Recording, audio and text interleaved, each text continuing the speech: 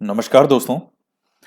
देखिए मित्रों, हम फर्स्ट ग्रेड के लिए जो अभी साइंस पढ़ रहे हैं उसमें ये नेक्स्ट जो चैप्टर आता है वो है रसायन की भाषा सेकंड। तो ये चैप्टर आपके एग्जाम के लिए सबसे ज़्यादा महत्वपूर्ण है, क्योंकि आपके एक टॉपिक आता है रासायनिक समीकरण, रासायनिक अभिक्रियाएं और समीकरण। तो वो टॉपिक विद्यार्थियों को बहुत मुश्किल लगता है। उसका पूरा आधार और पूरा बेस इस चैप्टर में है, और ये आप पूरी गारंटी से मान के चलिए कि इस टॉपिक में से आपके 99.99% चांस हैं कि आपके एग्जाम में प्रश्न आएगा। तो इसको आज हम पढ़ेंगे बहुत अच्छे से, और इसके साथ ही जो लास्ट क्लास हुई थी हमारी, तो उसमें से आपको एक प्रश्न का जवाब देना है कि हीलियम का परमाणु क्रमांक क्या होता है। ये कमेंट करके बताइएगा कि हीलियम का परमाणु क्रमांक क्या होता है, और वीडियो को लाइक वगैरह जरूर करें, शेयर भी किया कीजिए इधर उधर। पढ़ते हैं आगे। हमारे चारों ओर कई पदार्थ पाए जाते हैं जिनमें कुछ तत्व हैं तो कुछ यौगिक हैं। और देखिए, सिलेबस के अकॉर्डिंग ही हमको पढ़ना है, और मैं सिलेबस के अकॉर्डिंग ही पढ़ा रहा हूँ। ये चीज़ मुझे इसलिए अभी याद आई कि कल अब क्या कहें, कोई ठीक है अलग अलग कोचिंग है। मैं एक कोई कोचिंग के वीडियो दिखाए, एक क्या कई कोचिंग के वीडियो मेरे नज़र में आए, और विद्यार्थियों ने पूछा था सर ये भी पढ़ना है क्या, जैसे कईयों ने ले रखे हैं कोर्स वगैरह इधर उधर। तो उसको देख के मैं हैरान रह गया। उसमें आपके तो सिर्फ फर्स्ट ग्रेड में टॉपिक के नाम दिए हुए हैं, जो सिलेक्टिव टॉपिक, वो पूरी साइंस उसमें पढ़ा रखी पहले, जीरो से लेकर के, और सेल से लेकर के, कोशिका से लेकर के, पूरी बायोलॉजी, पूरी फिजिक्स पढ़ा रखी, पूरी केमिस्ट्री पढ़ा रखी। इस तरीके से, मतलब दुनिया भर का जिसका कोई लेना देना ही नहीं है एग्जाम के अकॉर्डिंग। और ये मैं चीज़ आपको इसलिए कह रहा हूँ क्योंकि आप जब पढ़ते हो तो सिलेबस के अकॉर्डिंग आपको पता होना चाहिए कि आप क्या पढ़ रहे हो। अनाप शनाप चीजें इतनी, और स्टूडेंट को लगता भी है कि चलो हमें बहुत सारा पढ़ा रहे हैं तो इसमें से तो आ ही जाएगा। 10-11 टॉपिक आपके सिलेबस में है साइंस में, उनके चक्कर में आपने सैकड़ों टॉपिक अगर पढ़ लिए और आप उनके गोटे लगाने में लगे हुए, और 5 प्रश्न आएंगे, 5 प्रश्न के लिए उन्होंने 10-11 टॉपिक दे दिए। ये टॉपिक ही आपको पढ़ने हैं। तो केवल साइंस की बात नहीं है, कोई भी आप सब्जेक्ट पढ़ो तो कम से कम सिलेबस के अकॉर्डिंग आपको पता होना चाहिए कि ये चीज आपके सिलेबस में है भी कि या नहीं भी है।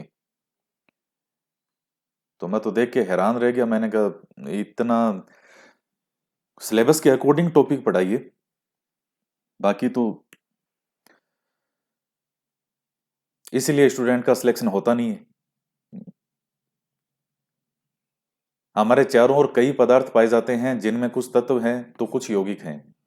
ये सभी पदार्थ छोटे छोटे परमाणुओं के परस्पर संयोग करने से बनते हैं, जैसे हाइड्रोजन व ऑक्सीजन के संयोग से जल, सोडियम और क्लोरीन के संयोग से नमक बनता है। ये चीजें हमने देख ली थी। सभी परमाणु एक निश्चित संख्या में अन्य परमाणु से संयोग करते हैं। सभी परमाणु एक निश्चित संख्या में अन्य परमाणुओं से जो संयोग करते हैं, तो परमाणुओं के जो संयोग करने की क्षमता है इसी को ही हम कहते हैं संयोजकता। तो कितनी सिंपल सी चीज है कि परमाणु जो है एक निश्चित संख्या में दूसरे परमाणु से संयोग करते हैं। जैसे ये हमने ऊपर देखा कि ये सभी पदार्थ छोटे छोटे परमाणुओं के परस्पर संयोग करने से बनते हैं, जैसे हाइड्रोजन और ऑक्सीजन के संयोग से बना जल, सोडियम और क्लोरीन के संयोग से बना नमक। तो परमाणु के संयोग करने की क्षमता को ही हम क्या कहते हैं, संयोजकता कहते हैं।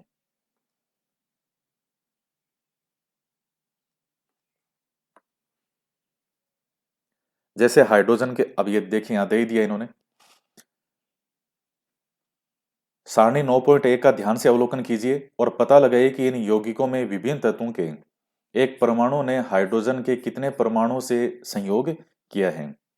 सारणी 9.1, यौगिक का नाम जल, हाइड्रोक्लोरिक अम्ल, अमोनिया, मेथेन।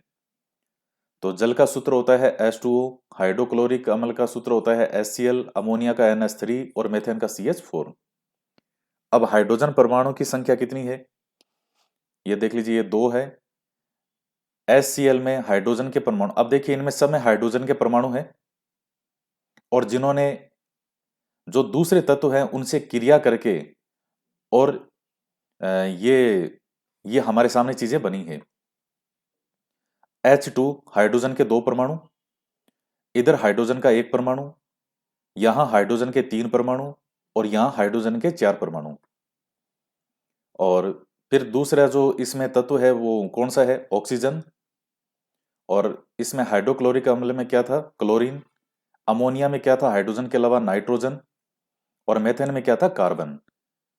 तो आप चीज देखिए कि जब हाइड्रोजन के 2 अणु ऑक्सीजन के 1 परमाणु से मिले तो वो जल बन गया। जब हाइड्रोजन का 1 परमाणु Cl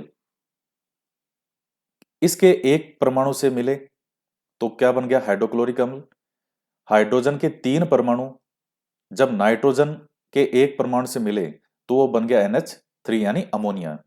और मेथेन हाइड्रोजन के 4 परमाणु कार्बन के 1 परमाणु से मिले तो वो बन गई मेथेन। तो दूसरे तत्व के नाम है। तो अब संयोजकता कितनी होगी इनकी? 2 जल की, और क्लोरीन ये हाइड्रोक्लोरिक अम्ल जो है 1, अमोनिया की 3, मेथेन की 4। तो क्या है? हाइड्रोजन परमाणु की संयोजकता को एक आधार मानकर अन्य तत्वों की संयोजकता ज्ञात करते हैं। यानी हाइड्रोजन के कितने परमाणुओं ने सहयोग किया है, यह है उसकी संयोजकता, उसको आधार मान लिया। तो यहां जैसे जल हाइड्रोजन है तो इसके 2 परमाणु थे, यहां 1, यहां 3 और यहां 4। तो हाइड्रोजन के जितने परमाणुओं ने सहयोग किया वही उस जो है वो एलिमेंट जो यौगिक है उसकी क्या होगी? संयोजकता होगी। और आपके फर्स्ट ग्रेड में आ भी रखा है, ये इतना सिंपल प्रश्न था संयोजकता वाला। हाइड्रोजन परमाणु की संयोजकता को एक आधार मानकर अन्य तत्वों की संयोजकता ज्ञात करते हैं। कई तत्व ऐसे हैं जो हाइड्रोजन से संयोग नहीं करते, उन तत्वों की संयोजकता कैसे ज्ञात करते हैं? जो तत्व हाइड्रोजन से संयोग नहीं करते उनकी संयोजकता उनके द्वारा इलेक्ट्रॉन त्यागने या ग्रहण करने अथवा इलेक्ट्रॉनों के साझे करने की संख्या के आधार पर ज्ञात करते हैं। इस आधार पर संयोजकता ज्ञात करने की विधि समझने से पूर्व परमाणु में इलेक्ट्रॉन की स्थिति की जानकारी करना आवश्यक है। परमाणु के विभिन्न कक्षाओं में इलेक्ट्रॉन की स्थिति क्या होती है? तो पहले यह चीज समझते हैं, आओ जानकारी करें। तत्वों को उनके प्रतीक के रूप में लिखा जाता है। तत्व का प्रतीक उसके एक परमाणु को प्रदर्शित करता है। परमाणु के नाभिक में प्रोटॉन और न्यूट्रॉन पाए जाते हैं, और इलेक्ट्रॉन नाभिक के चारों ओर विभिन्न कक्षाओं में चक्कर लगाते हैं। यह चीज आप जानते हो। यह परमाणु है, इसके नाभिक में प्रोटॉन और न्यूट्रॉन है, और इलेक्ट्रॉन जो है वो इसके बाहरी कक्षों में चक्कर लगाते हैं। परमाणु की इन कक्षों को विशेष अक्षरों या अंकों से व्यक्त किया जाता है।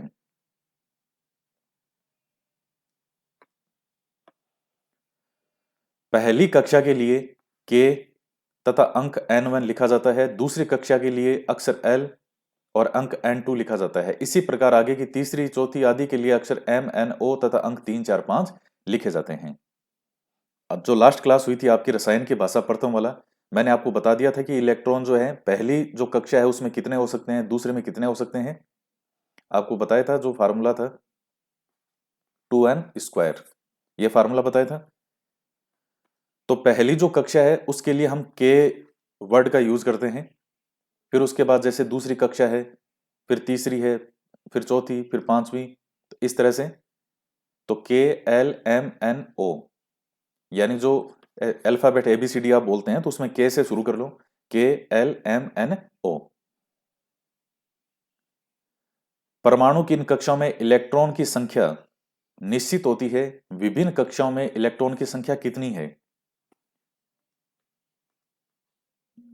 तो आओ पता लगाएं। ये जो चित्र है आपके सामने, हम देखते हैं कि लिथियम परमाणु की पहली कक्षा में 2 इलेक्ट्रॉन और दूसरी कक्षा में 1 इलेक्ट्रॉन है। ये लिथियम है इधर वाला। पहली कक्षा में जो है इसमें 2 इलेक्ट्रॉन, ये देखिए एक ये रहा और एक ये रहा, क्योंकि ये तो बीच में नाभिक हो गया।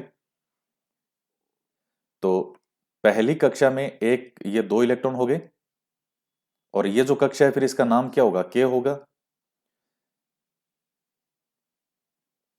और दूसरी कक्षा में एक इलेक्ट्रॉन है, तो ये जो दूसरी कक्षा है ये वाली जिसका नाम है एल, तो इसमें कितना इलेक्ट्रॉन है? एक। इसके बाद सोडियम परमाणु के पहली कक्षा में दो, तो ये देखिए ये हो गया, एक ये हो गया।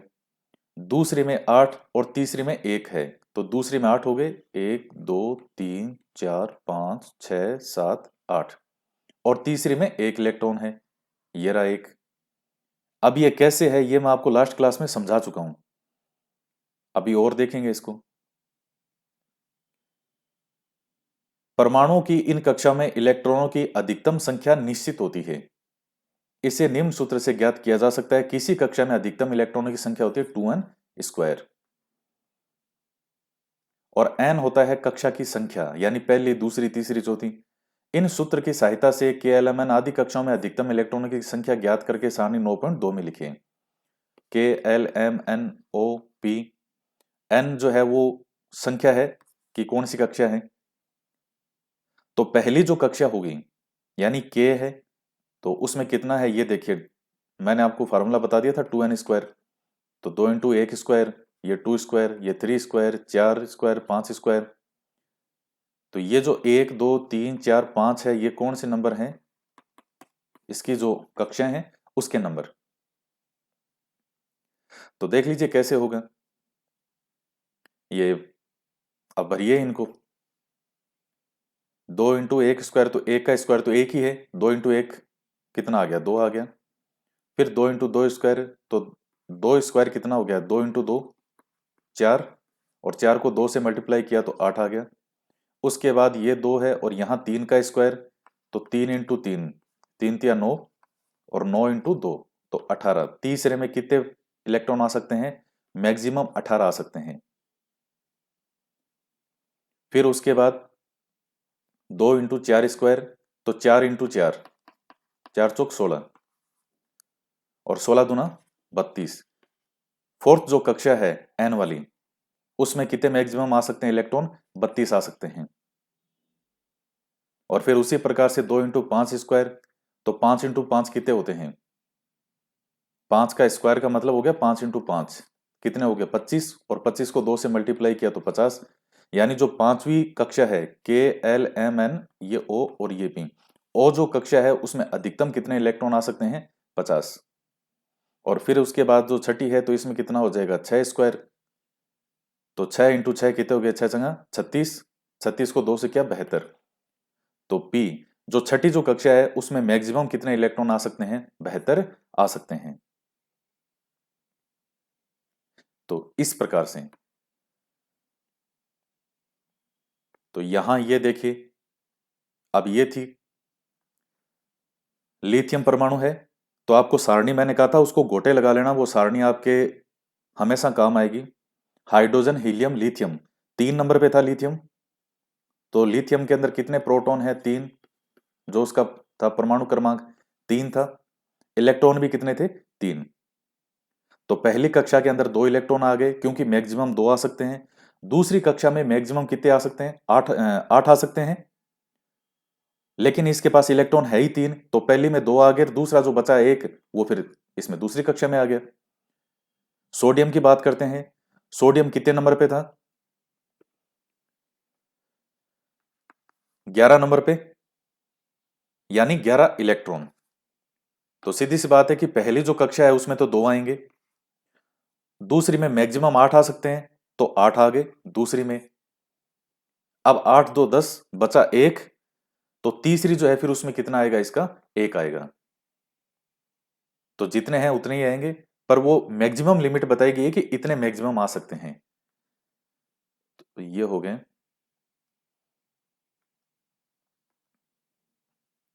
जिन परमाणुओं की बाह्यतम कक्षा में 8 इलेक्ट्रॉन होते हैं वे परमाणु स्थायी होते हैं तथा किसी अन्य परमाणु से संयोग नहीं करते। वेरी वेरी मोस्ट है कि जिन परमाणु की बाह्यतम कक्षा में 8 इलेक्ट्रॉन होंगे वो परमाणु क्या होते हैं? वो स्थायी होते हैं। तो अब जैसे मान लीजिए आप घर में या जैसे आप मान लीजिए आप विद्यालय में पढ़ते थे पहले, तो आपने कई बार ये चीज़ नोटिस की होगी कि आपकी जो कक्षा है, उसमें मान लीजिए 100 स्टूडेंट हैं और किसी दिन कोई ऐसे सब्जेक्ट या आपका कोई ऐसा सब्जेक्ट भी आपने ले रखा था जिसके मान लीजिए आपके क्लास में सिर्फ 15 स्टूडेंट ही थे, स्पेशली जैसे किसी ने पंजाबी ले रखा है और आपकी अलग से ये क्लास है कि आप पंजाबी पढ़ते हैं, एक दूसरी क्लास है जिसमें 100 स्टूडेंट हैं, जो सबके सब्जेक्ट कॉमन है लेकिन इन 15 के अलग हैं। तो बाकी जो कॉमन सब्जेक्ट होते थे, वो पढ़ने के लिए भी इन 15 स्टूडेंट को इन्हीं के साथ ही बिठा दिया जाता था, इन्हीं के साथ ही मर्ज कर दिया जाता था। हमारे साथ तो कई बार ऐसा होता था, हमारी जो कक्षाएं होती थी, कई स्टूडेंट हमारी क्लास में आ जाते थे कि इनके ये सब्जेक्ट है, तो ये बस थोड़ी देर के लिए अलग सब्जेक्ट लेने के लिए उधर जाते हैं, बाकी इसी कक्षा में बैठते थे। तो वो जो थोड़े से 10-15 है संख्या में, तो उनको इधर कभी इधर बिठा देते, कभी उधर बिठा देते, कभी आज उधर बिठा देते। आप घर में जैसे मान लीजिए आपके 10 मेंबर हैं घर में, आप सभी फिक्स हैं कि सबके रूम फिक्स है, भाई ये है, ये 10 मेंबर हैं। लेकिन अगर कोई 2 मेहमान आ गए, अब वो एक्स्ट्रा के तौर पर हैं, तो उठापटक उसमें होगी घर में कि किसी को इधर सेट किया जाएगा, आपको किसी और के साथ सेट कर दिया जाएगा घर में। अब आपका मान लीजिए सबका अपना अपना रूम है, तो आपको कहेगा नहीं आज इधर ही सो, और मेहमानों के लिए अलग से आप वाला सेट कर दिया, तो वो उठापटक होगी ना वो। तो बाह्यतम कक्षा में 8 इलेक्ट्रॉन होंगे, वो परमाणु स्थायी होगा और किसी अन्य परमाणु से सहयोग नहीं करेगा, वो उसका फिक्स है, घर फिक्स है अब उसका। जैसे नियोन, तो नियोन में कितने इलेक्ट्रॉन होते हैं? 10 होते हैं।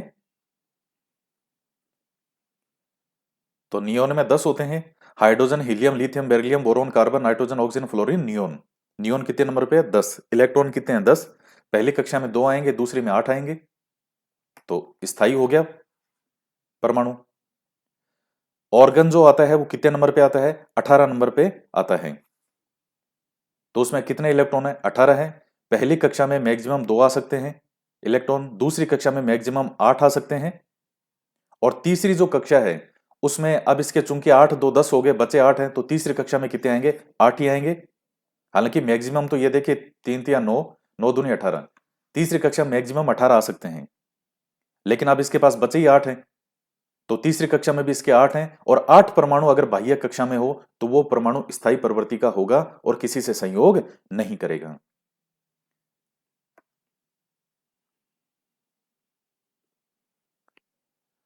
किंतु जिस परमाणु की बाह्य कक्षा में 8 इलेक्ट्रॉन नहीं होते हैं वह अस्थायी होता है और दूसरे परमाणु से सहयोग कर अणु का निर्माण करता है। तो जिस परमाणु की बाह्य कक्षा में 8 इलेक्ट्रॉन नहीं है वो किस प्रवृत्ति का होगा? अस्थायी। और कोई दूसरे परमाणु से सहयोग करके किसका निर्माण करेगा? अणु का निर्माण करेगा। अब आता है कि परमाणु सहयोग कैसे करते हैं। परमाणु अपनी बाह्यतम कक्षा पूर्ण करने या 8 इलेक्ट्रॉन पूरे करने के लिए इलेक्ट्रॉन का आदान प्रदान करता है और इलेक्ट्रॉन का साझा करता है। तो बाह्य कक्षा को पूर्ण करने के लिए या 8 इलेक्ट्रॉन पूरा करने के लिए वो इलेक्ट्रॉन का क्या करेगा? आदान प्रदान करेगा।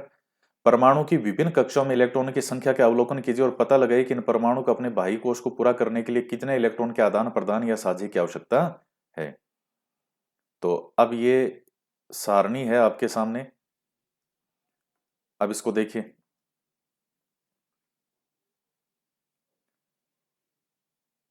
हाइड्रोजन, ये तत्वों के नाम है सारे वही, hydrogen, helium, lithium, beryllium, boron, carbon, nitrogen, oxygen, fluorine, neon, sodium, magnesium, aluminium, silicon, phosphor, sulphur, chlorine, organ वगैरह ये सब हैं। अब देखिए इसको, ये परमाणु क्रमांक हैं सबके, और ये के कोश KLMN। तो के कोश के अंदर देखिए, अब हाइड्रोजन के अंदर जो है वो कितना परमाणु क्रमांक है इसका? 1 है, और प्रोटॉन और उतने इलेक्ट्रॉन होते हैं। तो हम यहाँ ये सारणी मुख्य रूप से इलेक्ट्रॉन को समझाने के लिए है। तो हाइड्रोजन का परमाणु क्रमांक 1 है, तो उसका जो पहला कोश है के वाला, उसमें कितने इलेक्ट्रॉन है? 1 ही है, संयोजकता 1 है। अब 2 पूरे नहीं हुए इसमें, दो जो हैं इसमें हीलियम में इलेक्ट्रॉन है, पहले कक्ष में दो हो गए, ये क्या हो गया, पूर्ण हो गया। इसके बाद लिथियम जो है इसमें तीन थे इलेक्ट्रॉन, पहले कक्ष में दो हैं और दूसरा जो इसकी कक्षा है उसमें एक इलेक्ट्रॉन है। अब देखिए, हमने कहा था कि ये आठ पूरे करने की कोशिश करता है। अब हाइड्रोजन में तो आठ वाला मामला ही नहीं है, ना ही हीलियम में है। दूसरी जो कक्षा है वो तो अभी यहां से लिथियम से शुरू होगी, क्योंकि पहले तो दो दो तक तो ये है, यहां तक तो आगे हाइड्रोजन हीलियम तक। लिथियम के अंदर पहली जो कक्षा है उसमें दो इलेक्ट्रॉन है, जैसे मैं आपको अभी ऊपर डायग्राम बनाया भी था। ये जैसे परमाणु है और ये है नाभिक। तो इस नाभिक में प्रोटॉन और न्यूट्रॉन है, और ये इसकी पहली कक्षा है के। तो लिथियम के अंदर कितने इलेक्ट्रॉन है, तीन है, तो पहली के अंदर दो आ गए, और इसके बाद जो दूसरी कक्षा है उसकी, उसमें कितना इलेक्ट्रॉन आ गया, एक आ गया, यानी एल कोश में। तो अब आप ये बताइए, इस एक है तो यानी इसको आठ पूरा करने की आवश्यकता है। तो आठ पूरा करने के लिए इसको सात इलेक्ट्रॉन लेने पड़ेंगे। तो अब आप ये बताइए कि सात इलेक्ट्रॉन लेना ज्यादा आसान है, या अब जो ये एक है इस एक का त्याग करना ज्यादा आसान है। यानी इस एक का अब क्या करें, बाह्य कोश में आठ अगर हो तो सही बैठे हिसाब किताब।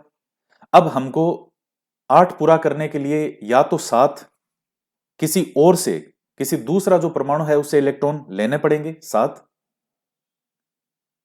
या फिर ये जो एक है इसको किसी को देना पड़ेगा। तो फिर हमारा है कि हाँ हमारे ये दो पूरे हो गए, इस एक की अब आवश्यकता नहीं है, ये कहीं और जाए जिसको आवश्यकता है। और किसी के मान लीजिए सात हैं इलेक्ट्रॉन इस दूसरी कक्षा में, तो उसके लिए एक को लेना ज्यादा आसान है या सात का त्याग करना ज्यादा आसान है।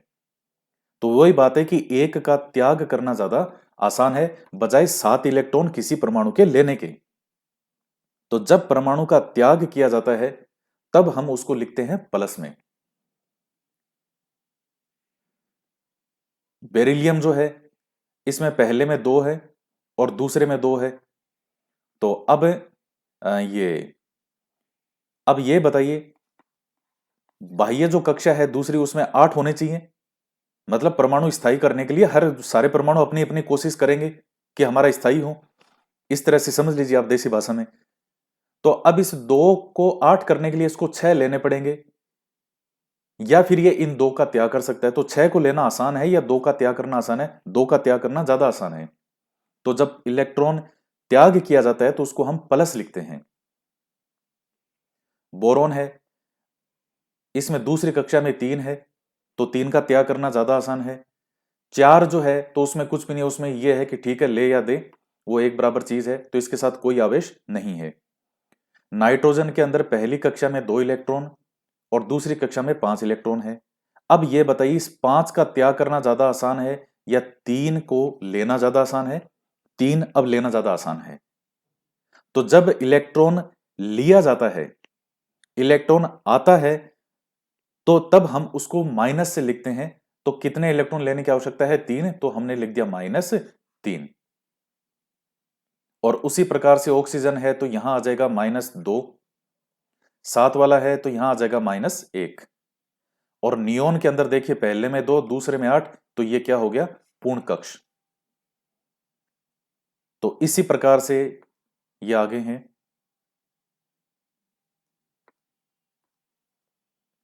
ऑर्गन में देख लीजिए, पहले में दो, दूसरे में आठ और तीसरे में भी आठ हो गए, इसके पूरे हो गए। आठ आठ 16 दो 18, 18 इलेक्ट्रॉन थे इसमें, तो ये क्या हो गया, पूर्ण कक्ष। जैसे सोडियम परमाणु की विभिन्न कक्षों में दो आठ एक इलेक्ट्रॉन है, सात इलेक्ट्रॉन ग्रहण करने की तुलना में सोडियम परमाणु का एक इलेक्ट्रॉन सरलता से त्याग कर सकता है। इससे उसके बाहरी कोश में आठ इलेक्ट्रॉन हो जाते हैं। तो ये देखिए, जैसे ये प्रोटॉन और न्यूट्रॉन हो गया नाभिक, और ये पहला कोश, ये दूसरा कोश, ये तीसरा कोश। पहले कोश में 2 इलेक्ट्रॉन आ गए। सोडियम में कितने इलेक्ट्रॉन हैं? सोडियम कितने नंबर पे? 11 नंबर पे, 11 इलेक्ट्रॉन है इसमें। दूसरे में कितने आ सकते हैं? 8। 3 4 5 6 7 8। अब तीसरे जो कक्षा है उसमें 1 इलेक्ट्रॉन बचा और इसको अपने कक्ष को पूरा करना है। तो बाहरी कोश के अंदर इसको 8 करना है, तो 8 कैसे करेगा?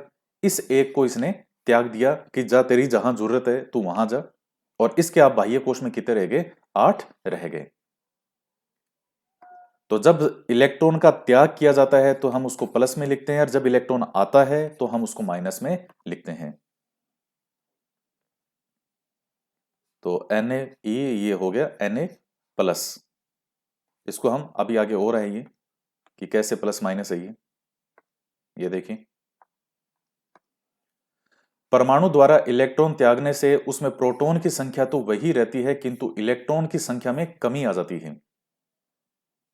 भाई जब इलेक्ट्रॉन का त्याग, अब 1 इलेक्ट्रॉन का त्याग किया तो इलेक्ट्रॉन अब सोडियम के पास कितने रह गए? 10। लेकिन प्रोटॉन की बात करें तो वो तो 11 है इसके पास। तो इसी कारण सोडियम परमाणु में 11 प्रोटॉन और 10 इलेक्ट्रॉन रह जाने से सोडियम धनायन Na प्लस बनता है। और इसी प्रकार क्लोरीन परमाणु की विभिन्न कक्षाओं में 2 8 7 इलेक्ट्रॉन होते हैं। यहां क्लोरीन की बाहरी कक्षा में 8 इलेक्ट्रॉन पूरे करने के लिए 1 इलेक्ट्रॉन की और आवश्यकता होती है। 1 इलेक्ट्रॉन ग्रहण करने पर क्लोरीन में 17 प्रोटीन क्या, प्रोटॉन और 18 इलेक्ट्रॉन हो जाते हैं। तो एम क्लोरीन पर एक ऋण आवेश बढ़ गया, वो एक आया है। इस प्रकार ऋण आवेशित परमाणु को क्या कहते हैं? ऋणायन कहते हैं। और परमाणु के संकेत पर माइनस का चिन्ह लगाकर लिखा जाता है। तो जैसे क्लोरीन है तो क्लोरीन में 17 इलेक्ट्रॉन थे, 2 8 7। तो एक इलेक्ट्रॉन जो है उसकी हमें आवश्यकता पड़ेगी ताकि बाह्य कोश के अंदर इसके 8 हो जाएं। तो एक आया है तो ऋण आवेश एक बढ़ गया, और तब हम उसको लिखते हैं, चूंकि इलेक्ट्रॉन जो है वो है क्या, वो ऋण आवेशित है। प्रोटॉन होता है धन आवेशित। तो एक इलेक्ट्रॉन बढ़ गया, आया है, तो इसलिए हम उसको क्या लिखते हैं? माइनस लिखते हैं। तो क्लोरीन और इसमें एक इलेक्ट्रॉन आया है तो ये Cl, ये ऊपर लिखते हैं माइनस, इस तरह से। तो परमाणु के संकेत पर जो इस पर क्या लिखेंगे? माइनस लिखेंगे। तो 2 8 7 है तो 2 8 8 पूरे हो गए।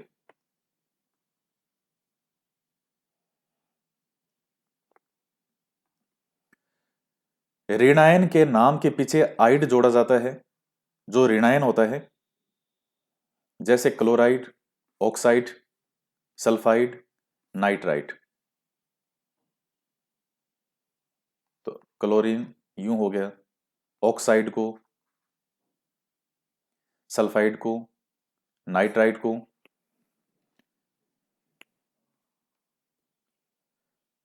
तो अब ये ऊपर ये -2 और ये -2 और ये -3 कैसे हैं? अब ये चीज आपके आ जानी चाहिए दिमाग में।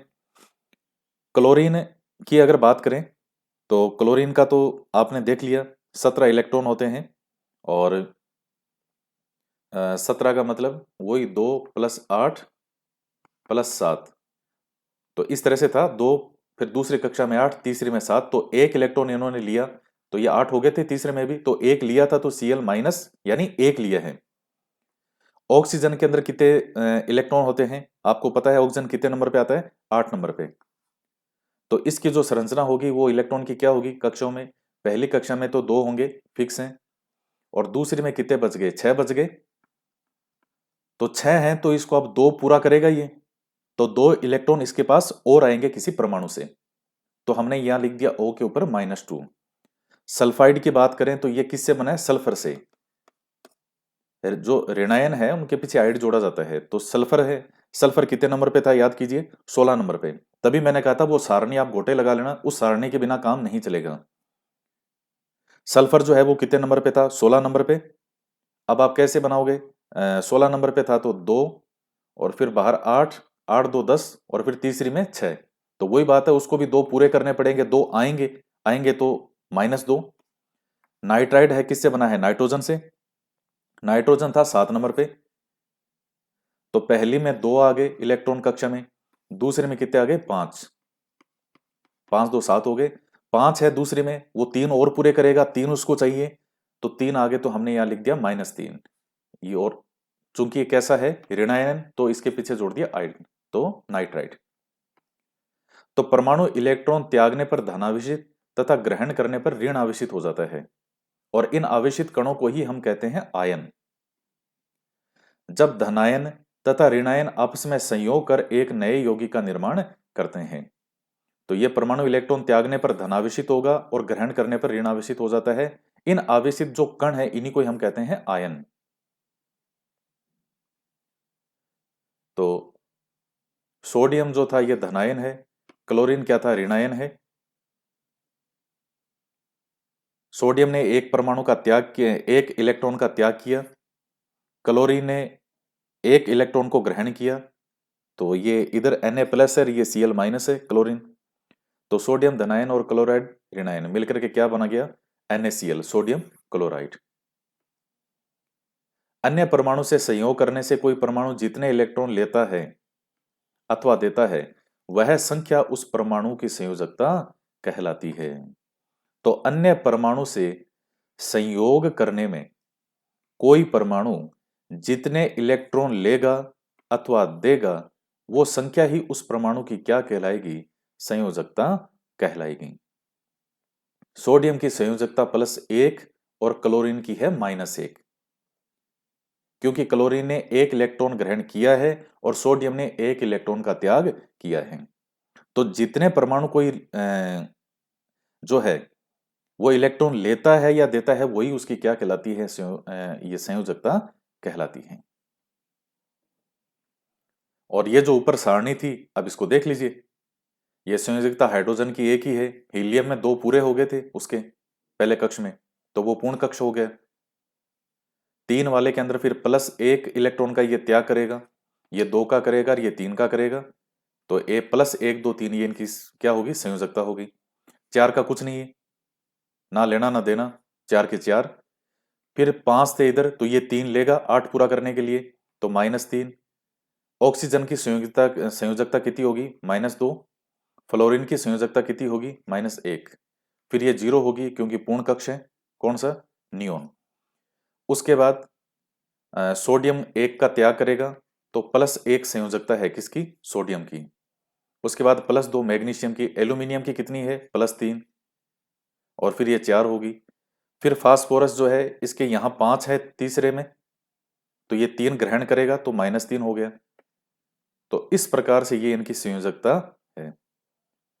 तो मैंने आपको लास्ट वीडियो में भी कहा था, ये 20 तक नाम है, ये सारे लाइन वाइज इनको गोटे लगा लो, ये सब चीजें सोल्व हो जाएगी। अगर ये नाम कंटिन्यू याद नहीं हुए तो फिर ये सब गड़बड़ा जाएगा मामला। सारणी बार बार लिख के याद करो, hydrogen helium lithium beryllium boron carbon nitrogen oxygen fluorine neon, 10 तक हो गए। फिर 100 में एसी फास, तो sodium magnesium aluminium silicon phosphorus sulphur, और फिर कल आना क्लोरीन ऑर्गन, पीके पोटेशियम कैल्शियम। इस तरीके से इनका नंबरिंग याद कर लो कि आपको बार बार याद करने की जरूरत नहीं पड़े, कि सोचने की जरूरत नहीं पड़े कि कौन से नंबर पे कौन सा है। कोई पूछे सोडियम कितने नंबर पे है, तो शुरू से गोटे लगाओ सीधा ही, hydrogen helium lithium beryllium boron carbon nitrogen oxygen fluorine neon, और सोडियम, सोडियम 11 नंबर पे है। ऐसे जब होगा तब आपके ये प्रश्न सही होंगे, क्योंकि सब कुछ इनके नंबरिंग पर डिपेंड है, और जितने जिसकी जो नंबरिंग है उतने ही उसमें क्या है, प्रोटॉन है, वही उसका क्या है, परमाणु क्रमांक है, और उतने ही उसमें इलेक्ट्रॉन है। और सब कुछ इन्हीं का लेना देना सारा इन्हीं पर ही डिपेंड है, क्या इलेक्ट्रॉन किसका कितना जाएगा। तो जब ये नंबरिंग याद ही नहीं होगी तो ये सब चीजें कुछ भी याद नहीं होगा। तो साइंस समझने की चीज है, पहले इनके गोटे लगाओ, ये 20 नाम है, इनको लिख लिख के कंटिन्यू लाइन में याद होने चाहिए, तब ये चीज होगी। और साइंस के आपके 5 प्रश्न आते हैं, लास्ट जो वीडियो था उसमें मैंने 4 बोल दिया होगा, 5 प्रश्न आपके साइंस के आते हैं, यानी सीधे के सीधे 10 नंबर। और स्टूडेंट साइंस को ड्रॉप करके चला जाता है, या फिर जैसे मैंने आपको बताया वो अनाप शनाप पढ़ता है, सिलेबस के अकॉर्डिंग पढ़ना है। अब जैसे फर्स्ट ग्रेड हिस्ट्री का जो फर्स्ट पेपर हिस्ट्री है 15 क्वेश्चन वाला, वो ऐप पे मैंने बैच चला रखा है, अब उसमें आपका जैसे पहला सिलेबस था तो उसमें मौर्य और गुप्तकालीन कला, साहित्य और विज्ञान, ये है सिलेबस में। अब मौर्यकालीन कला के अंदर, कला सिम का मतलब कला, आर्ट से संबंधित, किसके द्वारा क्या बनवाया गया, क्या नहीं है, क्या नहीं है। अब उसमें क्या मौर्यकालीन जो कला है उसमें अशोक के समय के जो शिलालेख थे, क्या वो शिलालेख इसमें आएंगे क्या कला में? ये कितनी कितनी गाइड के अंदर, कितनी किताबों में, कितने कोचिंग संस्थानों में दुनिया भर के सारे शिलालेख बता देंगे, इतने बड़े थे, इतने छोटे थे, ये पहला और ये दूसरा और वो। भाई शिलालेख जो है वो उसकी राज आज्ञा है, वो राज के आदेश थे वो शिलालेखों में, वो कला नहीं है वो। तो जब सिलेबस के बारे में हमें नहीं पता होगा तो गोटे लगाते रहो उसमें से।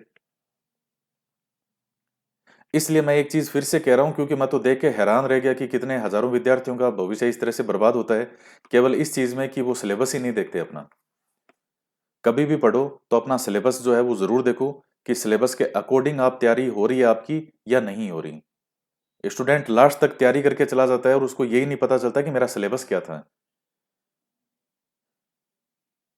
तो ये चीज है, आज के वीडियो में हम इतना ही पढ़ेंगे, और इतना महत्वपूर्ण चैप्टर है ये वाला। तो फिर 9th 10th की जब एनसीईआरटी में से हम पढ़ेंगे तब वो वहां समीकरण संयोजकता है तब समझ में आएगी, जब ये चैप्टर समझ में आएगा। तो आज मैं इसको इतना ही पढ़ा रहा हूँ और आगे इसको और कंटिन्यू करेंगे। इतना महत्वपूर्ण चैप्टर, अब तक का सबसे महत्वपूर्ण और सबसे ज्यादा तथ्य और सबसे ज्यादा समझने वाली चीजें हैं इसमें। और ये जब सारा मैं आपको पढ़ा दूंगा तब पिछले वर्षों के साइंस के जो आपके आए हुए पेपर हैं वो सब आपको दिखाऊंगा, और आप देखना कि आप 5 में से 5% हर पेपर में सही कर रहे हो। तो आज के वीडियो में इतना ही। तो मिलते हैं नेक्स्ट वीडियो में। जय हिंद, जय भारत।